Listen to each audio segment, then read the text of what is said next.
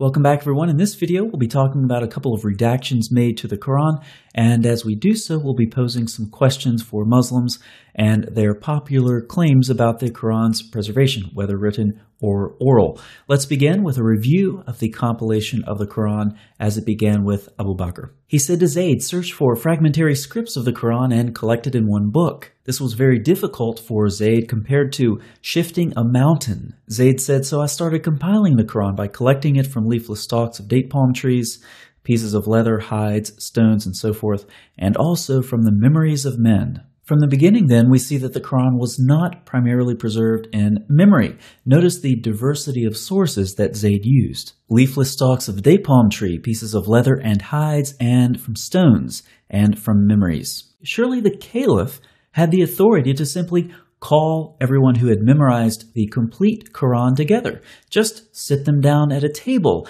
and as they recite, have Zayd record their words. But this isn't what happened. The Quran was in fragmentary form, explaining in part the difficulty of Zayd's task. Nevertheless, he finished his work, and the manuscripts of the Quran remained with Abu Bakr, and then Umar, and then Hafsa. Now let's fast forward to Uthman. Problems arose because of differences in the recitation of the Quran, so Uthman sent a message to Hafsa asking for the manuscripts that he would compile in perfect copies and then return them. He called on Zayd once again. In the case of any disagreements, it was to be written in the dialect of the Quraysh. When this was complete, Uthman sent his copies out to various provinces and ordered that all the other Quranic materials, whether written in fragmentary manuscripts or whole copies, be burnt. Now you would think Zayd would say something like, "I've already done this, why am I doing it again?" But he doesn't seem to object. But notice the concern. It's with differences in the recitation of the Quran. So what is Uthman's solution? To compile the Quranic materials in perfect copies and then burn his source material. So the variations in these manuscripts are causing problems for the early Muslims. But this raises an interesting question. What did Uthman do with his source material? He burned it. But if the Quran was preserved in memory, as many Muslims claim today, why didn't Uthman account for this fact? If the memorization of the Quran was so dominant, destroying manuscripts would not accomplish Uthman's goal of eliminating variant readings. Now, what kind of changes did Uthman make during his recension?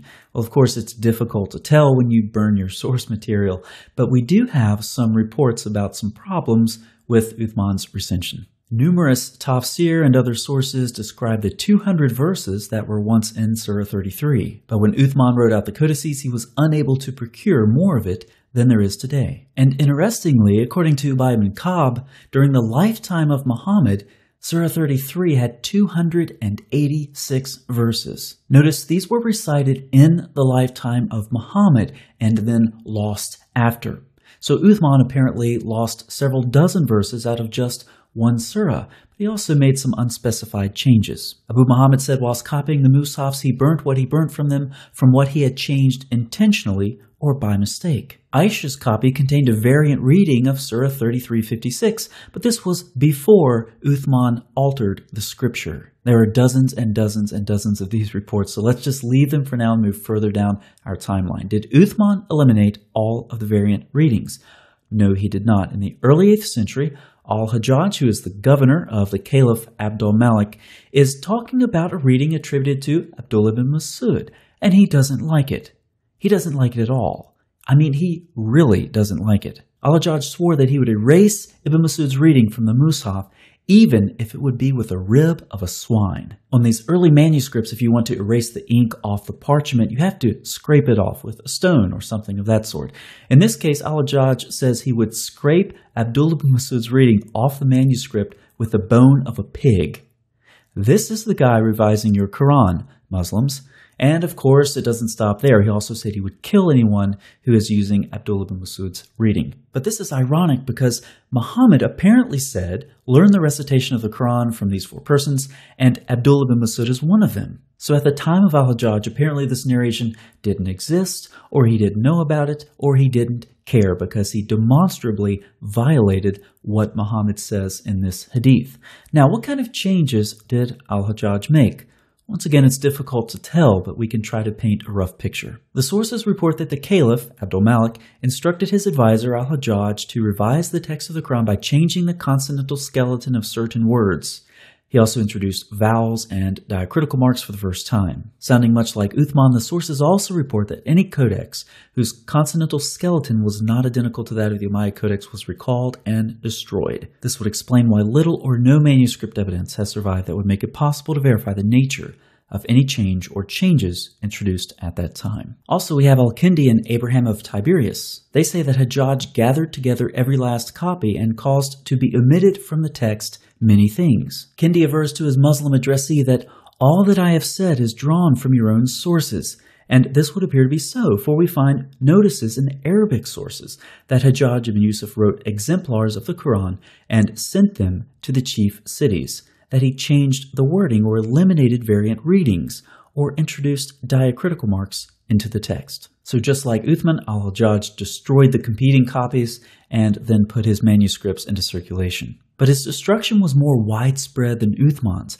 Al-Hajjaj destroyed both public and private manuscripts. As you can imagine, some were not happy, including Uthman's family. We have a report of the angry reaction of the family of Uthman towards the new Medinan Quran recension. The governor of Egypt even flatly refused al-Hajjaj's new Quran, but in spite of these difficulties, he was largely successful in standardizing his new text, and by the 2nd century AH, Uthman's manuscript had become a thing of the past. The Uthmanic Codex had disappeared. We have a couple of questions that are relevant to the preservation of the Quran. Whose Quran or recension was memorized or preserved? Was it Muhammad, Uthman, or al-Hajjaj? Further, who gave Uthman or al-Hajjaj the authority to redact the Quran? These are important questions that Muslims who want to claim the Quran has been preserved need to answer. Let's put this another way. On your screen, you have a timeline with dates for the various Qurans and or recensions. Now, our timeline begins with Muhammad's death at 632, but there's very good reason for thinking that Muhammad was alive several years later. We have about 11 sources from the 7th and 8th century that indicate this. But we'll start with 632, so let's just go with that. Now let's ask some questions. Which Quran has been preserved along this timeline? If it's the one from Muhammad in 632, then why was Zayd's collection needed? And why was it so difficult to collect the Quran? Why did he need to collect it from so many different fragmented sources? How do we know Abu Bakr's Quran was reliable at all? Moving on to Uthman around 650, why was Uthman's standardization needed? Why repeat Abu Bakr's work done just over 15 years earlier? If the Quran was memorized as Muslims claim, then why the differences? And why did Uthman destroy manuscripts? If the Quran was memorized, this would have done no good. Who gave Uthman the authority to do this? What changes did Uthman make? Similar questions can be asked of al-Hajjaj in the early 8th century. Who gave him authority? What was his motivation? What did he change? Why did he destroy the other Qurans? Why is it that at no point during these recensions do Uthman or al-Hajjaj indicate that oral preservation of the Quran will persist through their textual revisions? How can any Muslim possibly argue that the Quran was fixed in oral or written form before al-Hajjaj? The data say it was not. The concept of a fixed Quran in either Muhammad's time or Uthman's time is complete fiction.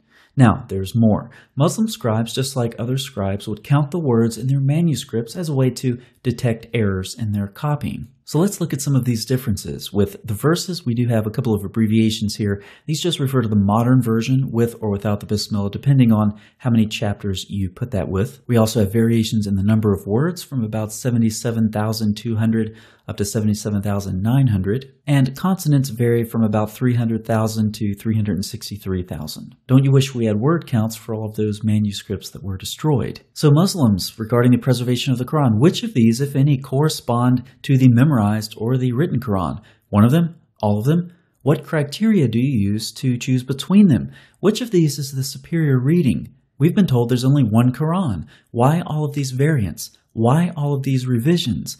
And why do we have so many variations, given that so many manuscripts were destroyed? Based on the evidence presented in this video, I draw numerous conclusions. I'll share 3 of them with you. Any theory of miraculous or perfect preservation of the Quran is complete nonsense. 2, given the destruction of Uthman and al-Hajjaj, it is impossible to know the original Quranic readings. And 3, the Quran could not have reached a stable form before the early 8th century AD. Muslims, if you want to object to this video, begin your comment by saying, I watched the entire video. And if you don't do that, I'll know that you didn't watch the video, and in typical Muslim fashion, you're trying to comment anyway. So let's see how many Muslims don't do this, and how many Muslims we can amaze with our psychic knowledge that they're trying to comment without watching the video. For the rest of you, thank you so much for watching. I'll see you next time.